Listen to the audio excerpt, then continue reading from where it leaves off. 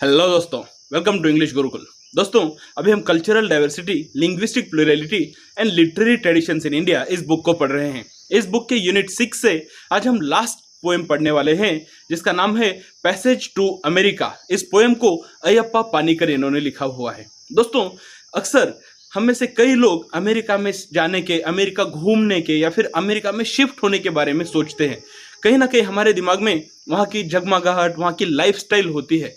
लेकिन कैसा होगा कि अगर आप अमेरिका रहने तो जाओगे, आपके पास पैसा होगा, आप वहाँ पे घर खरीद लोगे, बंगला गाड़ी खरीद लोगे, लेकिन किसी कारणवश अगर वहाँ के लोगों का आपके प्रति रवैया निगेटिव रहा, अगर वहाँ के लोग आपके साथ फ्रेंडली वे में, पोलाइट वे में नहीं रहते हैं, वो हमेशा जब भी आपकी तरफ देखते हैं तो एक आउटसाइडर की तरह देखते हैं, वो आपको उनकी सोसाइटी का एक हिस्सा नहीं मानते, तो ऐसे में आपको कैसा महसूस होगा? कुछ ऐसा ही अयप्पा पानीकर को महसूस हुआ जब 1969 से लेके 1971 इस कालखंड के दौरान अयप्पा पानीकर अमेरिका गए थे इंडियाना यूनिवर्सिटी में अपनी पीएचडी पूरी करने के लिए।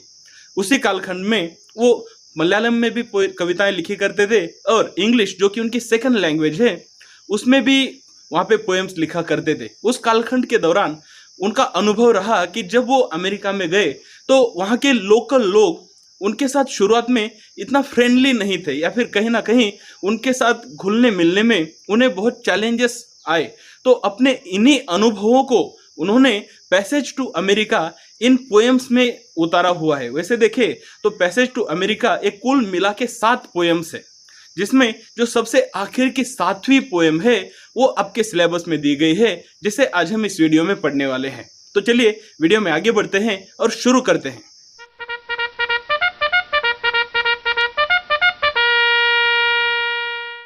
दोस्तों, शुरुआत करते हैं अयप्पा पानीकर इनके जीवन के संक्षिप्त परिचय के साथ। अयप्पा पानीकर ये मलयालम के एक हार्बिंजर ऑफ न्यू एरा, ऐसे अगर हम कहेंगे तो कुछ गलत नहीं होगा। हार्बिंजर का मतलब होता है कुछ नया या फिर अच्छी शुरुआत करने वाला। तो मलयालम लिटरेचर में या फिर इंडियन लिटरेचर में ओवरऑल अगर कोई ऐसा व्यक्ति है जिसने एक नए युग की शुरुआत की, तो उस व्यक्ति के तौर पर अक्सर मलयालम या फिर केरला में अयप्पा पानीकर इनकी तरफ देखा जाता है। ये वही व्यक्ति है जिन्होंने मिडिवल पोएट्री या फिर मिडिवल लिटरेचर के ऊपर 4 वॉल्यूम्स में अपने लिटरेरी वर्क्स पेश किए, जहाँ पे उन्होंने मिडिवल पोएम्स को और मिडिवल लिटरेचर को दुनिया तक पहुंचाने में एक बड़ा योगदान दिया। दोस्तों, ये वही व्यक्ति है जिन्होंने पंजाबी में या गुरुमुखी में लिखी गई गुरु ग्रंथ साहिब, इस पवित्र ग्रंथ को मलयालम भाषा में भी ट्रांसलेट किया। दोस्तों, अगर इनके और कामों के बारे में देखें तो इन्होंने कई सारे लिटरेरी काम किए हुए हैं और अपने इन्हीं कामों के लिए इन्हें कई सारे अवार्ड से नवाजा गया है, इंक्लूडिंग साहित्य अकादमी अवार्ड। तो दोस्तों, अब आगे बढ़ते हैं और एक बार इस पोएम को लाइन बाय लाइन पढ़ लेते हैं और देखते हैं कि आखिर इस पोएम में से हम क्या सीख सकते हैं। दोस्तों, चलिए अब आगे बढ़ते हैं और पोएम का लाइन बाय लाइन मीनिंग पढ़ते हैं।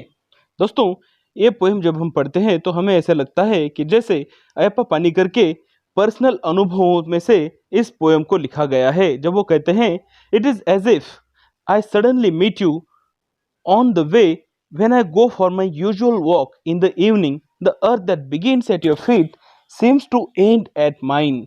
तो यहाँ पर वो कह रहे हैं कि जब वो इवनिंग वॉक के लिए जा रहे होते हैं तो उस समय पर जब वो किसी एक व्यक्ति से मिलते हैं, हो सकता है उनके परिचय का ही कोई एक व्यक्ति रहा होगा, तो जब उस व्यक्ति से वो अचानक से मिल जाते हैं अपने इवनिंग वॉक पर जाते समय पर, तब वो कहते हैं कि ऐसा उन्हें महसूस होता है कि जैसे जो जमीन उस व्यक्ति के पैरों के पास से, पैरों के नीचे जो जमीन शुरू होती है, वो जमीन पोएट अयप्पा पानीकर इनके पैरों के नीचे आकर वो जमीन खत्म हो जाती है। तो ऐसा उन्हें क्यों लगता है? क्योंकि उन्हें ऐसे लगता है कि ये जो व्यक्ति है ये अमेरिका में रहता है, लेकिन शायद मैं कहीं और ही रहता हूँ। वो वहाँ पर बिलोंगिंगनेस महसूस नहीं करते। उन्हें ऐसे लगता है कि अमेरिका तो इन्हीं लोगों की है, जहाँ पर ये सामने वाला व्यक्ति रह रहा है वो अमेरिका में रहता है और मैं कहाँ पे रहता हूँ? क्या मैं अमेरिका से बाहर रहता हूँ? The air you breathe out enters into my lungs and the light that escapes from your eyes focuses on mine. और फिर वो कहते हैं कि जो सांस तुम बाहर छोड़ते हो, वो सांसें, वही हवा मेरे लंग्स में घुसती है, मेरे फेफड़ों में घुसती है। And the light that escapes from your eyes focuses on mine. और जो लाइट तुम्हारी, जो रोशनी तुम्हारी आंखों में से बाहर निकलती है, वो रोशनी मेरे आंखों पर फोकस करती है। तो यहाँ पे एक इसका अलग मीनिंग हम निकाल सकते हैं, एक अलग इंटरप्रिटेशन हम इसे कर सकते हैं। वो हो सकता है कि जो हवा अमेरिका से ब्रीथ आउट की जाती है, अब अमेरिका एक इंडस्ट्रियल कंट्री है जहाँ से चिमनीज में से, इंडस्ट्रीज में से बड़े पैमाने पर धुआं बाहर निकलता है। तो ये जो हवा अमेरिका ब्रीथ आउट करता है, यानी जो पोल्यूशन अमेरिका ब्रीथ आउट करता है, उसे वो ब्रीथ इन करते हैं, वही ऑथर के फेफड़ों में जाती है। और जो रोशनी उनकी आंखों में से एस्केप हो जाती है, वो रोशनी उनकी आंखों पर फोकस करती है। इसका मतलब क्या है कि जो अभी पोल्यूशन की वजह से पूरा कोहरा हो गया है, जो धुआं हो गया है, इस वजह से जो रोशनी अभी कम आ रही है और जो रोशनी अभी बचकर नीचे आ रही है, वही रोशनी उनकी आंखों पर फोकस करते। तो कहीं ना कहीं उनके इंडस्ट्रियल नेचर के ऊपर, अमेरिका के इंडस्ट्रियलाइजेशन के, सिविलाइजेशन के ऊपर यहाँ पर पोएट कमेंट कर रहे हैं। और अब डायरेक्टली वो अमेरिका से बात कर रहे हैं। कहते हैं, America, I see your map like the palm of a hand stretch out on my lap. और वो कहते हैं कि अमेरिका, मैं जब तुम्हारा मैप देखता हूँ तो मुझे ऐसे लगता है कि जैसे तुम्हारा मैप किसी हथेली के जैसा है, ऐसी हथेली जो मेरे लैप के ऊपर, जो मेरे जांघ के ऊपर रखी हुई है। तो यहाँ पर वो कह रहे हैं कि अमेरिका का मैप किसी व्यक्ति के हथेली के जैसा है। और आगे वो कहते हैं, Mississippi traces your lifeline to the south while the Great Lakes draw circles along the Saint Lawrence headline. तो अब वो एक हाथ का एग्जाम्पल लेते हुए, हमें पता है कि हमारे इंडिया में हम ज्योतिष को या पामिस्ट को हम अपना हाथ दिखाते हैं और वो पामिस्ट हमें हमारा भविष्य बताता है। तो ऐसे में जब पहले वो यहाँ पे कल्पना कर चुके हैं कि अमेरिका का मैप किसी व्यक्ति की हथेली के जैसा है, पाम ऑफ हैंड की तरह है, तो अब वो कहते हैं कि उस पाम ऑफ हैंड वाले मैप के ऊपर मिसिसिपी रिवर कुछ इस तरह से बहती है जैसे किसी व्यक्ति के हथेली के ऊपर उसकी लाइफ लाइन बहती हो, यानी जीवन रेखा बनती हो। दोस्तों, हम जानते हैं कि किसी व्यक्ति के पामिस्ट्री पॉइंट ऑफ व्यू से उसके हाथों पे अलग अलग हिस्से होते हैं। एक लाइफ लाइन होती है, एक मार्स लाइन, एक वीनस लाइन, इस तरह से जुपिटर लाइन, ऐसे अलग अलग ग्रहों के नाम से अलग अलग स्थान होते हैं। साथ ही साथ हार्ट लाइन, हेड लाइन, इस लाइफ लाइन, इस तरह की अलग अलग लाइन्स होती हैं। तो यहाँ पर वो कह रहे हैं कि अमेरिका के बीचों बीच से जो मिसिसिपी रिवर बहती है, ये रिवर उसके हाथों पे से किसी लाइफ लाइन की तरह बहती है। और उसी जगह पर जो ग्रेट लेक्स का जो स्थान है, वो ग्रेट लेक्स सर्कल्स बनाता है। अब हम जानते हैं कि अमेरिका में 5 ग्रेट लेक्स है, तो वो कहते हैं कि जो ग्रेट लेक्स है वो 5 सर्कल्स बनाते हैं along the Saint Lawrence headline. तो यहाँ पे जो सेंट लॉरेंस नदी है, ये कनाडा पे पड़ती है और हम जानते हैं कि अमेरिका और कनाडा ये पड़ोसी देश है। तो ऐसे में सेंट लॉरेंस नदी के जस्ट नीचे हमें ये सर्कल्स दिखते हैं जो कि ग्रेट लेक्स की शेप हैं। But where yours heart line. और फिर वो कहते हैं, लेकिन अमेरिका, मुझे बताओ कि आखिर तुम्हारी हार्ट लाइन कहाँ पर है, तुम्हारी हृदय की रेखा कहाँ पर है। तो यहाँ पर जब हार्ट लाइन की बात करती है तो इसी का रेफरेंस हम पहले स्टांजा से ले सकते हैं कि जब पोएट ने अमेरिका के इंडस्ट्रियल नेचर के बारे में बात किया था। तो अब कहीं ना कहीं वो यहाँ पे कहना चाह रहे कि अमेरिका, आपके यहाँ पे डेवलपमेंट तो बहुत है, लेकिन क्या आपके पास सेंटिमेंटलिटी, क्या आपके पास इमोशनलनेस है, क्या आपके पास दिल है, क्या आप इमोशनल हो, क्या आप दिल से सोचते हो। चलिए अब आगे बढ़ते हैं और इसी के ऊपर आगे पोएट और क्या कहते हैं ये जानते हैं। On the mount of Jupiter New England cocks its eyes at Europe. अब यहाँ पे जैसे कि हम जानते हैं कि इंसान के हथेली पे जुपिटर यानी बृहस्पति, इस ग्रह का भी एक क्षेत्र होता है। तो यहाँ पर वो कहते हैं कि जो माउंट ऑफ जुपिटर है वो जो हथेली का स्थान है उसी के करस्पॉन्डिंग एरिया पे New England cocks is eyes at Europe. तो दोस्तों हमें पता है कि अमेरिका में अभी भी 6 ऐसे राज्य हैं जिनके नाम इंग्लैंड के उन नामों से, इंग्लैंड के शहरों के नामों से इंस्पायर्ड है। तो ऐसे में उन राज्यों को, उन स्टेट्स को ऑथर न्यू इंग्लैंड का नाम देते हैं जो यूरोप की तरफ देखते हैं, यानी फिर से एक बार ब्रिटिश या ब्रिटेन की तरफ देखते हैं। Your Venus is still in heat in the far south in Florida. और फिर से एक बार यहाँ पे जो वीनस है, वैसे वीनस ये जो ग्रह होता है उस ग्रह को हम प्रेम का प्रतीक मानते हैं। तो ये जो प्रेम का प्रतीक वाला वीनस ग्रह है वो भी हमारे हथेली पर होता है नीचे की तरफ। तो उसी स्थान पर फ्लोरिडा ये राज्य आता है जो कि अमेरिका के साउथ में है। और वो कहते हैं कि जो फ्लोरिडा राज्य है वो अभी भी गर्मी में है, वहां पर हीट है। वैसे देखिए तो अमेरिका के बाकी के राज्य विषुववृत्त से काफी दूर पड़ते हैं, इस वजह से वहां पर साल के 12 ही महीने लगभग ठंडा मौसम रहता है। लेकिन फ्लोरिडा जो कि साउथ में आता है वहां पर साल में गर्मी रहती है, हीट रहती है। And the mount of moon shimmers on the California beach but America where has vanished your heartline. और फिर से एक बार वो कहते हैं जो माउंट ऑफ मून है जो कि हथेली पर ही एक हिस्सा होता है वो कैलिफोर्निया बीच के स्थान पर आता है कि कैलिफोर्निया बीच आपका चमकता है। तो माउंट ऑफ मून इस हथेली पर या पामिस्ट्री के हिसाब से जो माउंट ऑफ मून वाली जगह है उसी स्थान पर कैलिफोर्निया बीच आता है और ये कैलिफोर्निया बीच चमकता है। तो कहीं ना कहीं वो कहना चाह रहे कि कैलिफोर्निया बीच पे काफी चहल पहल रहती है, वहां पर काफी आजादी देखने को मिलती है। लेकिन but America where has vanished your heartline. और फिर से एक बार पोएट अमेरिका को सवाल पूछते हैं कि आखिर तुम्हारी दिल की रेखा, हृदय की रेखा कहां पर वैनिश हो गई है, कहां पर लुप्त हो गई है, गायब हो गई है। और फिर आगे वो इसी क्वेश्चन को एक्सप्लॉइट करते हैं और कहते हैं has some test explosion sucked it underground. तो वो कहते हैं कि अमेरिका क्या किसी टेक्स्ट एक्सप्लोजन में, अमेरिका में जो कि एक न्यूक्लियर देश है, 1970 के टाइम पे अमेरिका में काफी सारे न्यूक्लियर एक्सप्लोजन हुआ करते थे, काफी सारी न्यूक्लियर टेस्टिंग हुआ करती थी। तो ऐसे में वो डायरेक्टली सवाल पूछ रहे हैं अमेरिका से कि क्या किसी टेस्ट एक्सप्लोजन के दौरान तुम्हारी जो हार्ट लाइन है, जो दिल की रेखा है, वो सक हो गई, क्या वो जमीन के अंदर धस गई है। I remember river Phalgun that goes dry in summer defying our prayers where once the Buddha got enlightenment and learn to take the earth for begging bowl. और फिर से एक बार वो कहते हैं कि मुझे अभी हमारे देश की, हिंदुस्तान की फाल्गुन नाम की एक नदी याद आती है। और ये नदी गर्मी के दिनों में हमारे प्रार्थनाओं के डिफाई करते हैं, हम बहुत प्रार्थना करते हैं भगवान से कि ये नदी में 12 महीने पानी हो, लेकिन फिर भी ये फाल्गुन नदी में गर्मी के दिनों में पूरा पानी खत्म हो जाता है। क्या ठीक इसी तरह से तुम्हारी जो हार्ट लाइन है वो भी खत्म हो गई है, क्या वो भी सूख गई है। आगे वो कहते हैं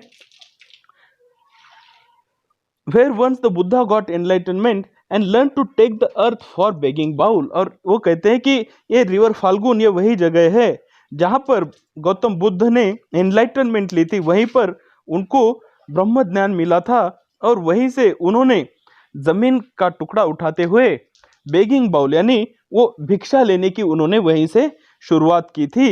but here the fusion and fusion your scientist इनविजन offer your promise nothing but confusion. और फिर यहाँ पर वर्ड प्ले करते हुए पोएट कहते हैं कि यहाँ पर अमेरिका में तुम्हारे यहाँ पे फ्यूजन और फ्यूजन, अभी ये दोनों साइंटिफिक टर्म्स है।